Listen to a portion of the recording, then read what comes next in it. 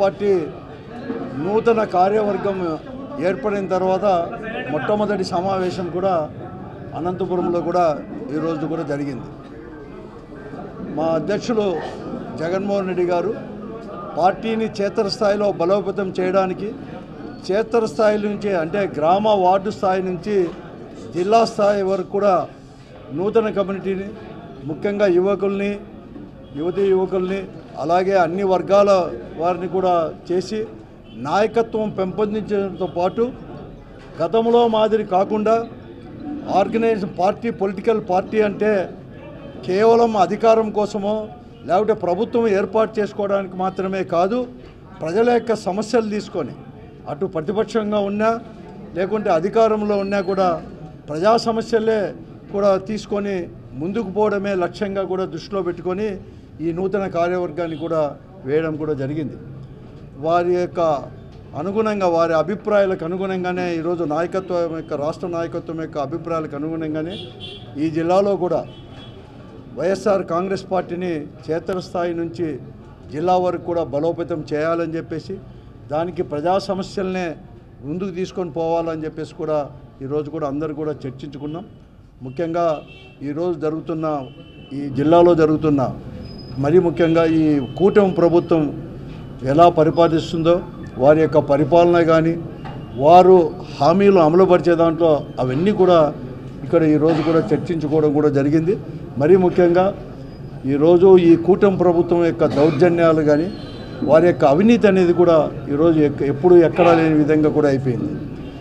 ఈరోజు కూటమి తరపున అంటే ప్రజాప్రతినిధులుగా ఎన్నుకోబడినారో వారు కేవలం డబ్బు ధనార్జనకు మాత్రమే ధ్యేయంగా తీసుకొని కూడా పనిచేస్తున్నారు. ఇసుక దగ్గర నుంచి అలాగే లిక్కర్ దగ్గర నుంచి ప్రతి ఒక్కటి కూడా ఒక చిన్న ఎఫ్ఈ షాపు కూడా వారి పార్టీ కార్యకర్తలకు ఇవ్వాలని చెప్పినా కూడా కొద్దో గొప్ప వారికి అప్పచెప్పితేనే వారి ఆఫీసుల్లో అప్పచెప్పితేనే వారికి ఇచ్చే పరిస్థితిని ఇవి కూడా ఈరోజు కూడా ఈ జిల్లాలో మరి ముఖ్యంగా ఈ రాష్ట్రంలో కూడా నెలకొని ఉన్నాయి. ఇవన్నీ దానిపైన కూడా పోరాటం చేయాలని చెప్పేసి ఈరోజు మేమంతా కూడా నిర్ణయం తీసుకున్నాం. ఎక్కడికక్కడ కూడా నిలబెట్టాలని చెప్పేసి అలాగే మరి ముఖ్యంగా రెవెన్యూ పోలీసు కూడా వ్యవస్థ కూడా ఈరోజు వన్ సైడ్ కూడా అయిపోయింది. కూడా ఈరోజు ఎస్పీ మాట ఎక్కడ కానీ వాళ్ళ సిఐలు కానీ కానిస్టేబుల్ కూడా వినలేని పరిస్థితి ఈ జిల్లాలో నెలకొని ఉంది. సిఐలు కూడా ఎస్పీ గారు ఏం ఆదేశాలు ఇస్తారు, డిఐజీ గారు ఏం ఆదేశాలు ఇస్తారని చెప్పి చూడకుండా వారికి సంబంధించి ఆ నియోజకవర్గంలో ఉండే ప్రజాప్రతినిధి వైపు అంటే ఎమ్మెల్యేనో వారు ఏమి చెప్తారు దాన్ని మాత్రమే అనే పరిస్థితి ఈ జిల్లాలో కూడా ఉంది. అలాగే రెవెన్యూ సైడ్ కూడా తహసీల్దార్ కావచ్చు లేకుంటే ఆర్డీఓ గారు కావచ్చు ఈ పరిస్థితి అంతా కూడా ఉంది. ఇవన్నీ కూడా ఎక్స్పోజ్ చేయాలని చెప్పేసి ఇవన్నీ కూడా పార్టీ కూడా మేమంతా కూడా నిర్ణయం తీసుకున్నాం. అంటే ప్రతి ఒక్క సమస్యను కూడా ప్రజల సమస్యను తీసుకొని వారి కోసం ఎంతవరకైనా కానీ ప్రజాస్వామ్య పద్ధతిలో పోరాటం చేయాలని చెప్పేసి ఒక నిర్ణయానికి కూడా ఈ జిల్లా వైఎస్ఆర్ కాంగ్రెస్ పార్టీ కార్యవర్గం కూడా నిర్ణయం కూడా తీసుకోవాలని చెప్పేసి కూడా నేను తెలియజేస్తున్నాను. మరి ముఖ్యంగా ఈరోజు అనేకమైన సమస్యలు కూడా జిల్లాలో కూడా ఉన్నాయి. ఎందుకంటే అగ్రికల్చర్ ఇవన్నీ కూడా పెద్ద ఎత్తున కూడా వ్యవసాయదారులు ఇవన్నీ కూడా దెబ్బతిన్నారు. ఇంతవరకు ఇన్సూరెన్స్ అనేది కూడా ఎక్కడికైనా రాలేదు, లేకుంటే పెట్టుబడి నిధి కింద కూడా ఇస్తామని చెప్పినట్టు కూడా రాలేదు. మరీ ముఖ్యంగా రైతు భరోసా కింద ఆ రోజు జగన్మోహన్ రెడ్డి గారు ముఖ్యమంత్రి ఉన్నప్పుడు కూడా ప్రతి సంవత్సరం కూడా 13,500 కూడా ఇచ్చేవారు.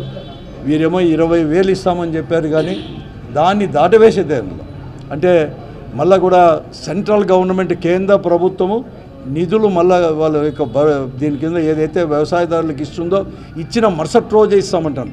అంటే దాంట్లోనే ద్వంద్వార్థం అనేది కూడా వచ్చేటట్టుంది. అంటే సెంట్రల్ గవర్నమెంట్ ఆల్రెడీ 4,500 రిలీజ్ చేసింది.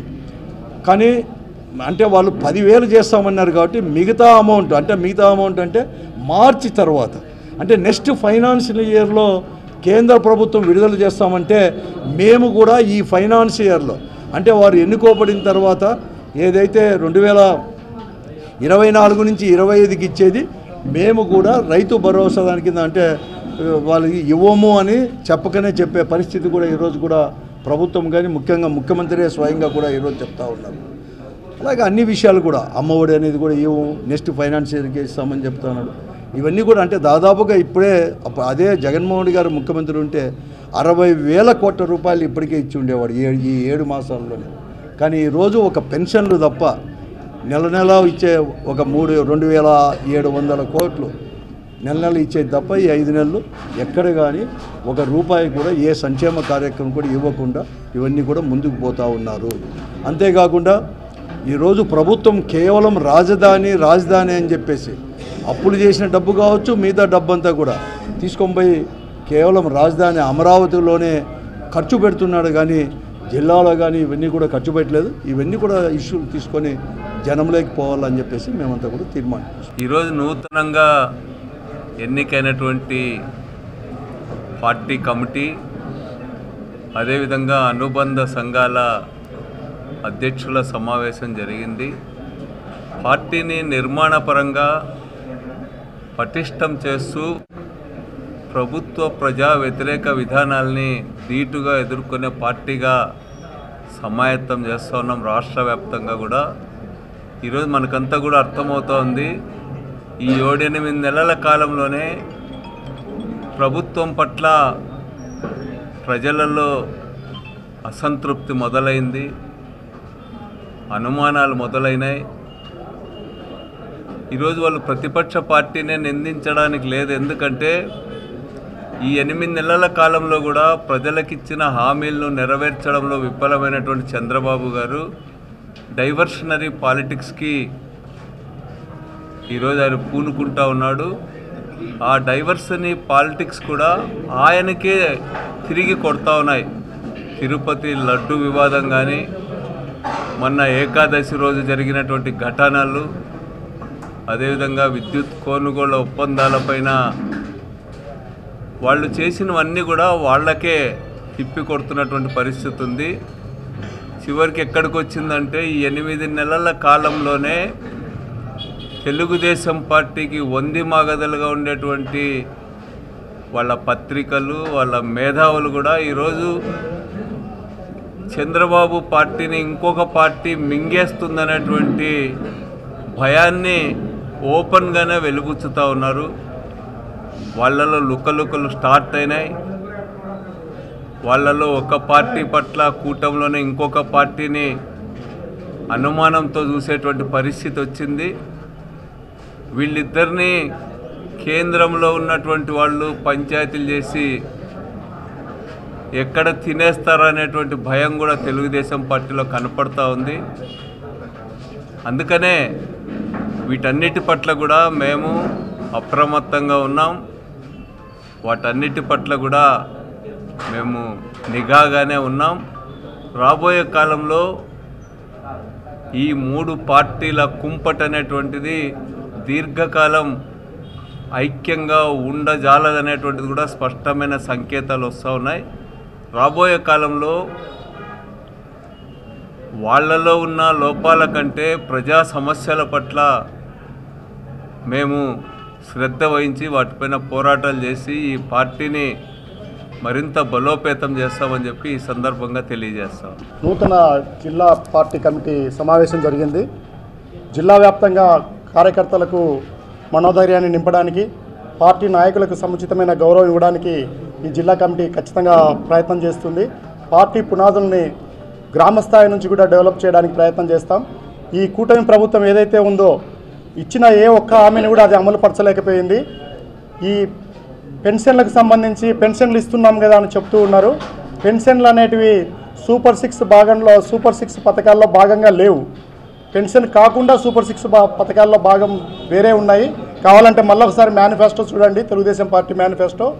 అందువల్ల సూపర్ 6 పథకాలు ఇస్తామని చెప్పి లక్షలాది కోట్లాది రూపాయలు ప్రజలకు అందజేస్తామని చెప్పిన ఈ ప్రభుత్వం పూర్తిగా విఫలమైంది. ఈ సందర్భంలో ప్రజలు ఏదైతే ఇబ్బందులు పడుతున్నారో వాళ్ళ ప్రజల సమస్యల పట్ల గొంతుకు వినిపించడానికి మా పార్టీ రోజు రోజుకు బలోపేతం కావడానికి ప్రయత్నం చేస్తాము. ఈ నూతన కమిటీ ఏదైతే ఉందో ఇది నియోజకవర్గ స్థాయిలోనూ అలాగే మండల గ్రామ స్థాయిలో కూడా పార్టీని బలోపేతం చేయడానికి ప్రయత్నం చేస్తుందని నేను భావిస్తున్నాను. ఈ కమిటీ సమర్థవంతంగా పనిచేయడం ద్వారా ప్రజల సమస్యలు తీరుతాయని ఈ ప్రాంతాభివృద్ధికి కూడా ఈ పార్టీ బలంగా పనిచేస్తుందని కూడా నేను ఆశిస్తున్నాను. వైజాగ్ స్టీల్ ప్లాంట్ అనేది కూడా అది మన హక్కు అనమాట, మన రాష్ట్ర ప్రజల హక్కు. ఆ రోజు పోరాటం ద్వారానే విశాఖపట్నంలో కూడా స్టీల్ ప్లాంట్ కూడా స్థాపించుకోండి కూడా చాలా పోరాటాలు చేశారు, ఎంతోమంది త్యాగం కూడా చేశారు.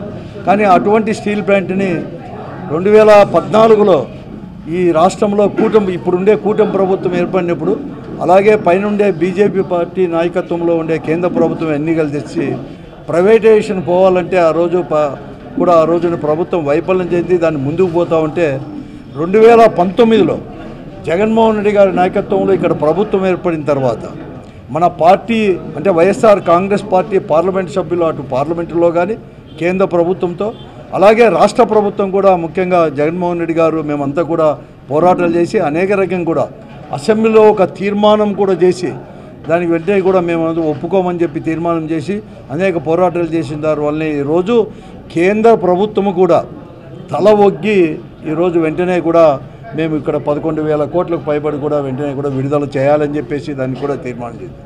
అయినా మేమందరూ కూడా ఒకటే చెప్తున్నాం, ఈరోజు రాష్ట్ర ప్రభుత్వం ఇక్కడ కూటమి ప్రభుత్వం ఉండేది ఏదో వారి గొప్ప అని చెప్తున్నారు కానీ ఆ రోజే చెప్పించలేకపోయింది. అంతేకాదు ఈరోజు నిన్ననే ముఖ్యమంత్రి గారు ఒక మాట చెప్పారు.